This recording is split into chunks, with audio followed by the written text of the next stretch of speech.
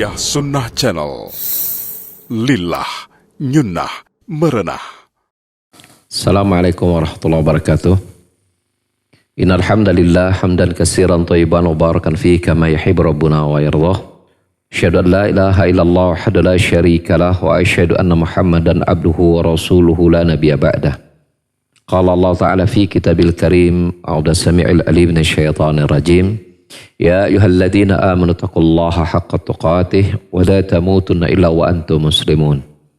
Ya ayuhan nasu taqu rabbakum alladhi khalaqakum min nafsin wahidah wa khalaqa minha zawjaha wa basa minhuma rijalan katsiran wa nisaa'a wattaqullaha alladhi tasaaluna bihi wal arham innallaha kana 'alaikum raqiba. Ya ayyuhalladzina amanu taqullaha wa qulu qawlan sadida yuslih lakum a'malakum wa yaghfir lakum dhunubakum wa may yuti'illaha wa rasulahu faqad faza fawzan 'azima amma ba'd. Bapak-bapak dan ibu-ibu, ikhwan maupun akhwat, para pendengar dan pemirsa radio Tarbiyah Sunnah dan melalui media sosial Tarbiyah Sunnah yang lainnya, YouTube, Instagram, maupun Facebook Tarbiyah Sunnah yang semoga Allah rahmati kita semua.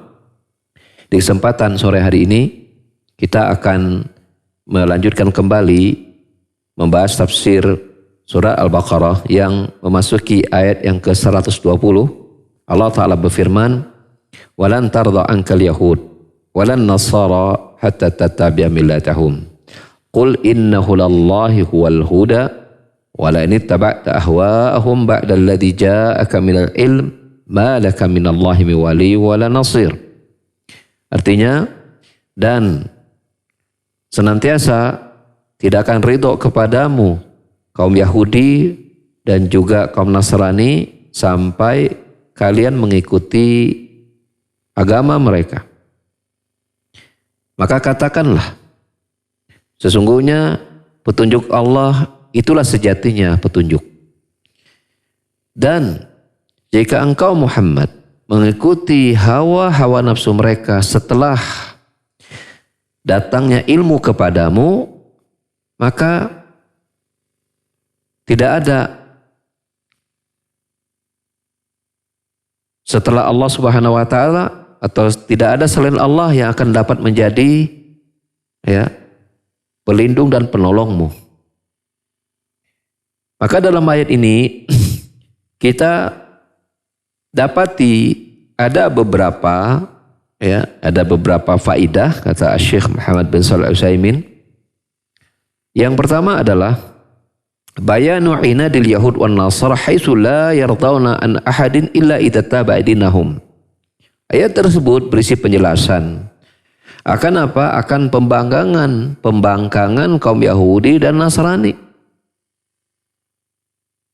di mana mereka tidak akan pernah ridho terhadap seseorang pun kecuali bila orang tersebut mengikuti keyakinan mereka. Sehingga siapapun yang kemudian tidak ridho dengan mereka, maka segera mereka akan berjuang keras agar orang-orang di luar mereka dapat menjadi seperti mereka, Yahudi atau Nasrani. Maka ini memberikan faedah besar buat kita, yaitu apa? Al-hadru minal yahud wal nasara la yardawna li ahadin hatta yakuna yahudian aw nasraniyan. Memberikan peringatan kita kepada bagi orang muslimin, kaum mukminin, terhadap Yahudi dan Nasrani, karena mereka tak akan pernah ridho suka kepada seseorang pun sampai orang tersebut imam menjadi Yahudi atau menjadi Nasrani. Nah, kita harus yakini ini berita dari Allah Subhanahu wa Ta'ala. Kemudian dalam ayat tadi Allah menyebutkan bahwa kaum Yahudi dan Nasrani tidak akan ridho sampai kalian mengikuti agama mereka. Allah tidak menyebutkan sampai kalian mengikuti agama keduanya, Tapi Allah hanya menyebutkan dengan lafaz tunggal, mengikuti agama mereka. Padahal ya lafaz sebelumnya Allah menyebutkan Yahudi dan Nasrani dua. Tapi pada lafaz ini Allah menyebutkan sampai kalian mengikuti agama mereka. Memberikan faedah kepada kita bahwasanya kaum Yahudi, kaum Nasrani termasuk kaum-kaum yang lain, ya, di saat mereka menyelisih Islam, maka ini dikatakan mereka memiliki, ya dikatakan apa? Satu keyakinan. Artinya apa? Keyakinan untuk berbeda atau menyelisih Islam. Apapun jenis agama mereka. Tetap dikatakan apa? Dikelompokkan sebagai satu nama. Ya. Dan itu kita menyebutnya ya jenis kekufuran. Ya. Dalam agama kita, ya, siapapun yang beragamanya di luar dari agama Islam, maka disebutnya kaum kafirin. Disebutnya kaum kafirin. Faedah yang lain dari ayat tadi, bahwasanya ayat tersebut mengandung faedah ar-raddu ala al-kufri bihadil kalimah. Mengandung bantahan kepada ahlul kufur. Di mana Allah berfirman, "Inna hudallahi wal huda." Pada hakikatnya petunjuk Allah lah hakikatnya sebuah petunjuk. Maka siapapun yang berada bersamamu Muhammad sallallahu alaihi wasallam, ya, dan tentu engkau Muhammad sallallahu alaihi wasallam itu mengantarkan memberikan petunjuk Allah Subhanahu wa taala. Maka siapapun yang mengikuti agama Muhammad, hakikatnya mereka lah yang berada di atas petunjuk. Wa ila fa antum dhalun. Namun siapapun yang kemudian meninggalkan petunjuk Allah, hakikatnya mereka lah orang-orang yang sesat. Ya, annama ada hudallah dhalal. Sesungguhnya siapapun yang menyelisih petunjuk Allah, maka mereka lah hakikatnya orang-orang yang sesat. Allah menegaskan hal ini dalam surat Yunus ayat 32, "Famada ba'dal haqqi ila dhalal fa anna tusrafun." Maka tidak ada lagi situasi yang muncul setelah kebenaran itu datang kecuali kesesatan. Maka bagaimana kalian bisa berpaling?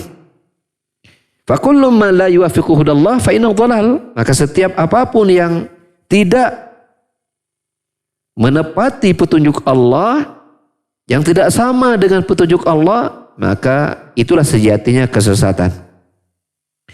Ya, walaysa samma wasitatun baina hudallah wa dhalal, dan tidak ada nama yang lain antara petunjuk dan sesat. Ya. Tidak ada. Pilihannya hanya dua.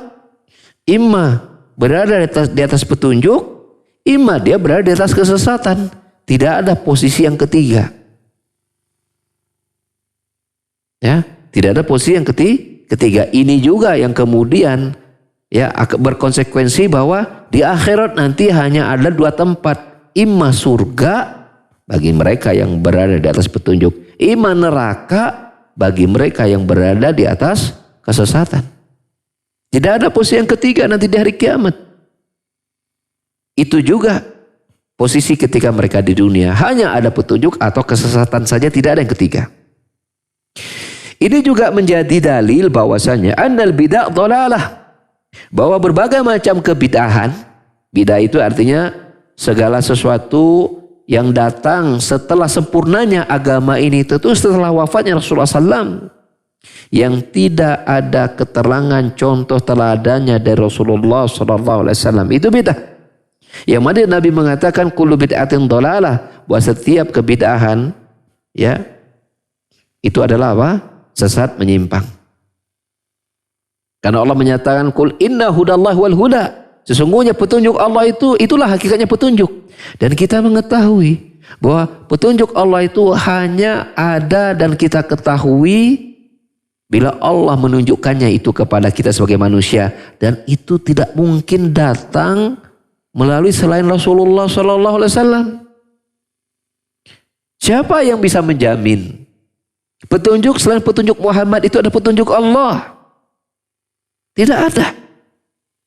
Karena yang tahu tentang Allah adalah manusia yang Allah pilih untuk menjadi utusannya, untuk menyampaikan berita dari Allah kepada manusia. Dan itu siapa? Rasul Allah. Dan kita tahu Rasul yang terakhir itu adalah Nabi Muhammad Sallallahu Alaihi Wasallam.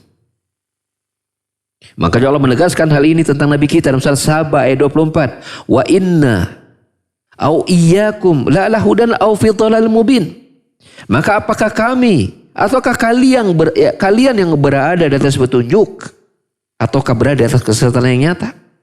Maka falaisa ba'dal huda illa dhalal, maka sesungguhnya tidak ada yang datang setelah jelasnya petunjuk kecuali apa? Itu sebuah kesesatan.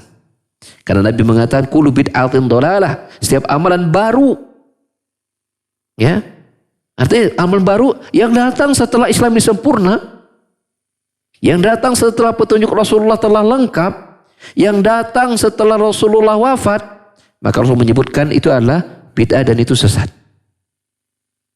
Ya, itu sesat. Nah, oleh karena itu penting bagi kita untuk apa? Untuk memohon kepada Allah agar ditunjukkan kepada kita apa? Jalan yang menghantarkan kita kepada sejatinya sunnah Rasulullah Sallallahu Alaihi Wasallam, sejatinya petunjuk Muhammad Sallallahu Alaihi Wasallam. Ya, dalam semua aspek dari agama kita, bahwa akidah, bahwa praktek ibadah, bahwa praktek muamalah, maupun praktek apa? Akhlak interaksi sosial satu manusia dengan manusia yang lain. Ya, kita sangat butuh Allah membimbing kita ke jalan tersebut. Ya, karena kita memang sudah berada pada masa ya banyaknya ya orang-orang yang mendakwakan ya agama, tapi kemudian ya kita dihadapkan pada kebingungan, yaitu apakah betul-betul ini sudah seperti apa yang Rasulullah Sallallahu Alaihi Wasallam ajarkan kepada umat? Maka beruntunglah mereka yang ya Allah datangkan kepada mereka petunjuk bahwa ini adalah sunnah. Ya. Dan semoga Allah memasukkan kita kepada golongan ahli sunnah. Amin. Faedah lain dari ayat tadi adalah tahrimu tibai ahwal Yahud wal Nasara. Haram hukumnya kita mengikuti keinginan hawa nafsu kaum Yahudi dan Nasrani. Karena Allah Subhanahu menyebutkan tentang keberadaan Rasul kita, ya, walain attaba'ta ahwa'ahum, kalau seandainya engkau Muhammad, ini Allah menyampaikan Rasul kepada Rasulullah Nabi kita Muhammad SAW, kalau seandainya engkau Muhammad mengikuti hawa nafsu mereka, itu ada pada Yahudi dan Nasrani tadi, setelah datang kepadamu ilmu dari Allah, maka Allah tidak lagi menjadi apa?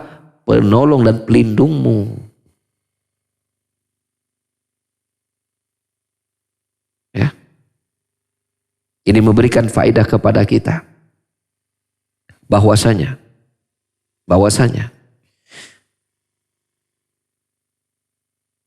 agama apapun yang tidak mengikuti petunjuk Allah, hakikatnya mereka mengikuti hawa nafsu mereka. Dan itu hakikatnya bukan ilmu. Hakikatnya bukan ilmu. Karena Allah menyebutkan kalau seandainya engkau Muhammad mengikuti hawa nafsu mereka, setelah datang kepadamu Muhammad ilmu, maka Allah tak lagi menjadi pelindung dan penolongmu. Artinya tidak akan ada lagi selain Allah yang akan dapat menjadi penolong dan pelindungmu Muhammad. Ya. Maka demikian pula keadaan manusia. Ya.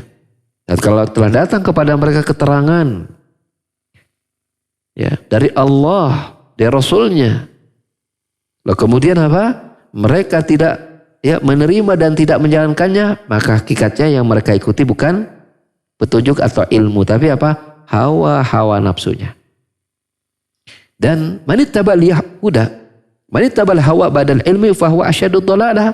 Maka siapapun yang kemudian mengikuti hawa nafsunya setelah jelas datang ke baginya ilmu, maka ya itulah sejatinya orang-orang yang berada pada kesesatan yang sangat-sangat membahayakan. Ya, sangat-sangat membahayakan. Orang sesat karena tidak tahu, ya ini berbahaya. Tapi tetap melestarikan kesesatan setelah jelas baginya petunjuk, ini lebih berbahaya. Allah ingatkan itu ya dalam melalui ayat ini. Faedah yang lain dari ayat tadi, anna man jaa ila rasul, anna ma jaa ila rasul sallallahu sawa'un kana al-Qur'an aw sunnah fa huwa ilm. Ya, sesungguhnya apapun yang datang kepada Rasulullah, apakah itu Al-Qur'an ataukah sunnah, maka itu sejatinya itulah ilmu. Ya. Mengapa? Kita tahu Nabi SAW sebelum datangnya Islam kepada beliau, kita tahu beliau buta huruf, tidak bisa baca, tidak bisa nulis.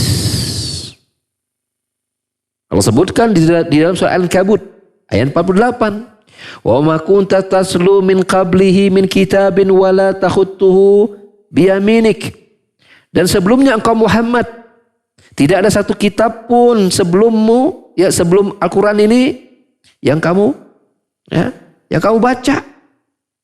Dan juga tidak ada satu pun yang kamu tulis. Ya, begitu.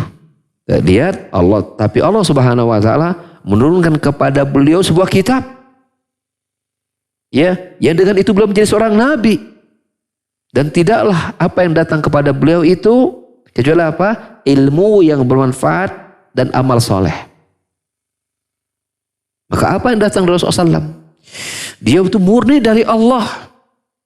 Ya, tidak ada satupun kitab yang pernah beliau baca karena memang tidak bisa baca, apalagi ditulis. Beliau ummi, buta huruf, tidak bisa tulis baca. Ya.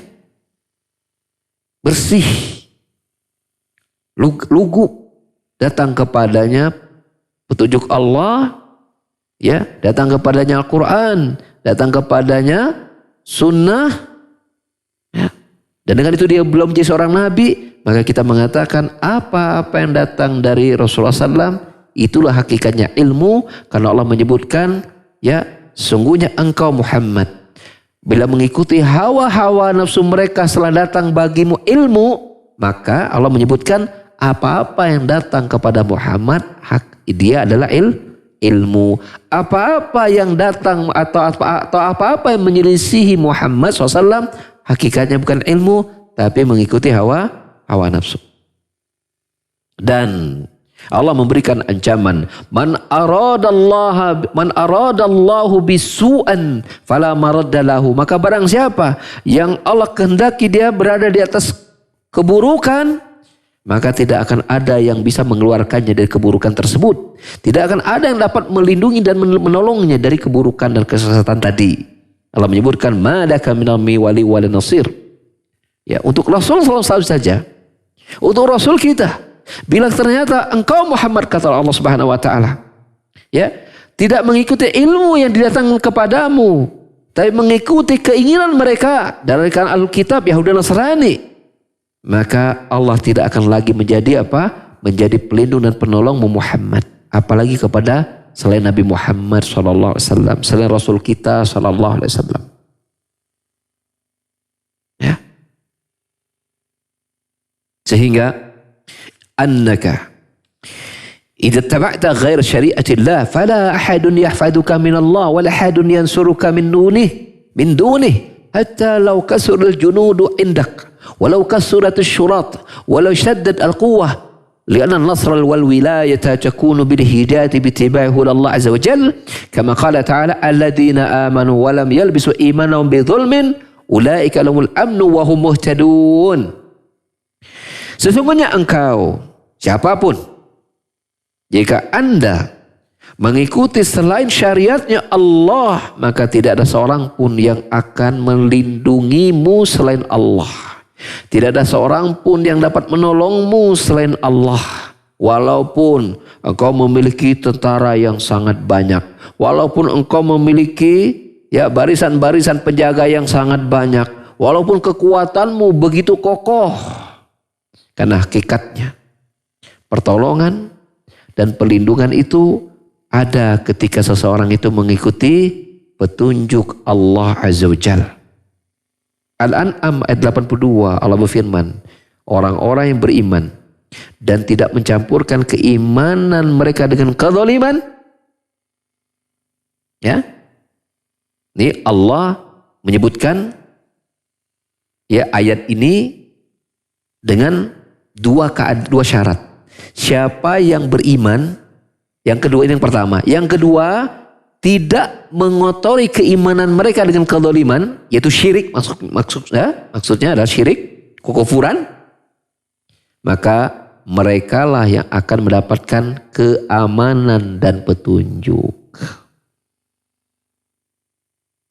Ya, keamanan petunjuk.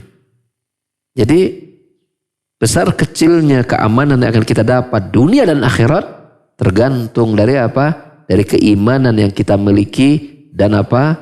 Petunjuk yang kita ikuti. Dan kita tahu hakikat petunjuk melalui ayat yang kita bahas ini itu hanyalah petunjuk Allah, dan kita tahu petunjuk Allah itu ada ketika kita mengikuti petunjuk Rasul yang Allah utus, yaitu petunjuk Nabi kita Muhammad SAW. Dan terakhir dari faedah ayat tadi, annahu yajibu ta'alluqul qalbu billahi khaufan wa raja'an li'annaka ma ta'alimta annahu laysa laka waliyyun wal nasir fala tata'allaq illa billah. Ya, fala tu'alliq qalbaka ayyuhal muslim illa birabbik.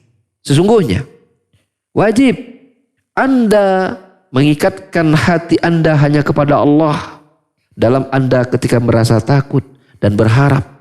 Dan sungguhnya Anda kapanpun ketika Anda mengetahui bahwasanya ya tidak ada bagi Anda penolong dan pelindung pun ya kecuali hanya kepada Allah, maka jangan gantungkan hati ketika merasa takut dan juga berharap kecuali hanya kepada Allah.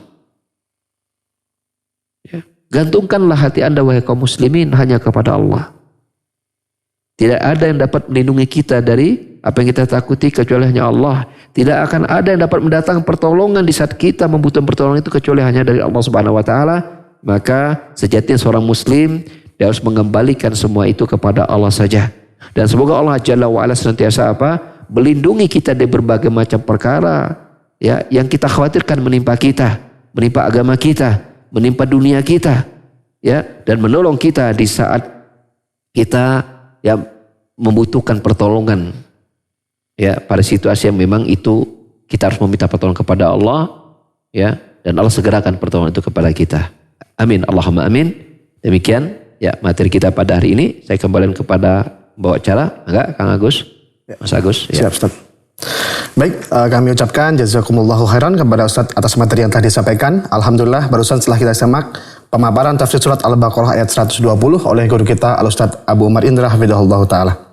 Baik para pendengar sekalian dimanapun Anda berada, juga para pemirsa, pada kesempatan sore hari ini silakan bagi antum yang ingin bertanya dapat menyampaikan pertanyaannya melalui line telepon langsung di nomor 022 8686 2637, sekali lagi di nomor 022 8686 2637, atau juga dapat mengirim SMS ataupun WhatsApp di nomor 0811 227 1476. Sekali lagi dapat menyampaikan di nomor 0811 227 1476. Baik Ustadz, mungkin sudah masuk di pertanyaan yang pertama dari Abu Ihsan di Bandung. Ustadz, bila seseorang telah terjatuh pada perbuatan zina, apakah amalan yang lalu seperti haji dan umroh dan juga amalan-amalan lain terhapus? Bagaimana solusinya Ustadz bila sudah terlanjur berbuat zina? Tafadhol Ustadz. Iya, baik. Allahu a'lam bisawab ya, Allah a'lam bisawab. Yang jelas kita tahu bahwasanya di hari kiamat itu kita dihisap ya dalam timbangan itu antara kebaikan dan keburukan. Nah, kita mengerti hal itu semua. Ya. Dan satu-satunya dalil yang saya ketahui, amalan yang dapat menghapuskan seluruh amalan adalah perbuatan syirik. Kata Allah Subhanahu wa taala dalam surah Az-Zumar, "Lan asyrakta la yahbatanna 'amaluka wa la takuna minal khasirin." Ya, kalau seandainya engkau menyekutukan Allah, maka Allah akan hapuskan seluruh amalan kalian, seluruh pahala kalian, dan engkau betul-betul akan termasuk orang-orang yang merugi. Setahu yang saya ketahui demikian. Ada dalil yang lain, yaitu ada seseorang yang membawa pahala sebesar gunung Tihama di hadis Nabi SAW. Lalu kemudian dia rusakkan itu ketika dia merusakkan kehormatan Allah Subhanahu wa taala secara sembunyi-sembunyi. Cuman saya tidak tahu tafsiran hadis itu, apakah itu menghapuskan seluruh amalan kebaikan, ini saya tidak tahu. Tapi satu-satunya amalan yang menghapuskan seluruh pahala adalah kesyirikan. Adapun zina tadi, ini saya tidak paham. Lalu pertanyaan berikutnya, apakah amalan? Bagaimana solusinya, Ustaz? Bagaimana solusinya? Ketika sudah terlanjur berbuat zina, Ustaz. Ya, dari semua perbuatan dosa, baik dosa kecil maupun dosa besar, termasuk kesyirikan sekalipun, jelas semua kita mengetahui ya bahwa amalan yang pertama dan utama adalah bertaubat. Dan kita tahu bahwa para ulama juga sudah menjelaskan bahwa taubat itu hanya akan diterima bila memenuhi minimal 3 syarat. Bila berkaitan dengan Allah, maka 3 syarat ini harus terpenuhi. Yang pertama adalah al-iqla', yaitu dia berhenti dari melakukan perbuatan tersebut. Yang kedua an-nadamah, yaitu dia menyesali. Jadi menyesal ini menunjukkan dia jujur dengan taubatnya. Berhentinya itu betul-betul karena faktor kesadaran hatinya. Buktinya dia menyesal. Ya. Beda seseorang yang berhenti karena faktor luar. Maka bila ada kesempatan lagi dia akan melakukannya. Nah, menyesal ini menunjukkan dia jujur dengan hatinya. Ya, berhentinya itu betul-betul dari hatinya. Maka dia menyesali. Yang ketiga, al-azmu ala audatihi, yaitu dia menancapkan tekad yang sangat kuat bahwa dia tidak akan mengulangi lagi perbuatannya tersebut. Ya, sehingga dia ganti amalan keburukannya itu dengan amalan-amalan kebaikan. Ya. Illa man taba wa amila salihah fa ulaika sayubaddilullahu ya a'malahum hasanat, ya, kata Allah Subhanahu wa taala, kecuali orang-orang yang bertobat dan melakukan amal soleh, maka mereka itu kelak akan Allah gantikan keburukan-keburukan mereka itu dengan kebaikan-kebaikan. Sehingga di situ Allah mengaitkan taubat itu dengan apa? Dengan amalan soleh. Ya, sehingga amalan soleh ini akan menggugurkan dosa-dosa. Innal hasanat yuzhibna sayyi'at, kata Allah, sesungguhnya kebaikan-kebaikan itu dapat menggugurkan keburukan-keburukan, dapat menghapus dosa-dosa. Ya, kecuali kita berada di sebuah negeri yang undang-undang hukum zina itu ditegakkan dengan cara dirajam, misalnya bilang sudah menikah, atau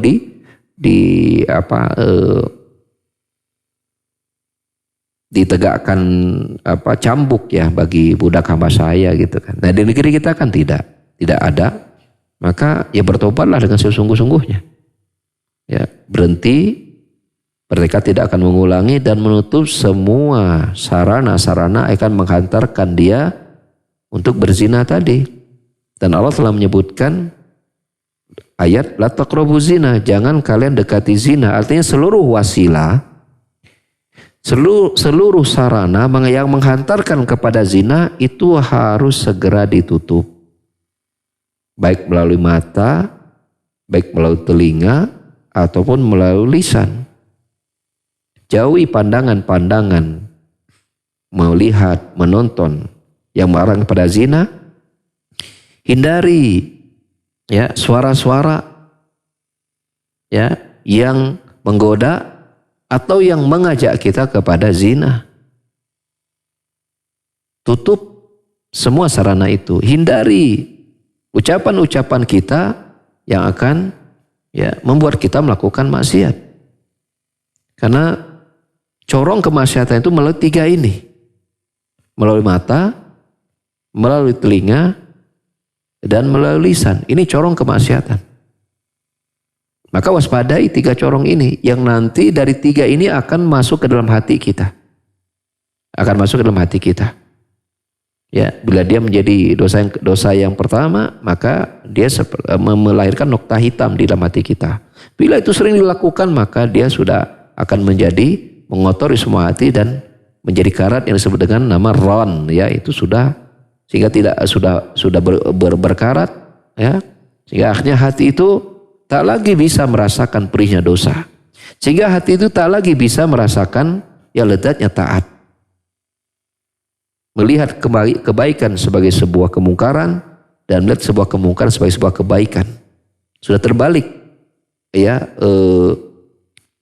timbangan penilaian dia sudah menjadi terbalik.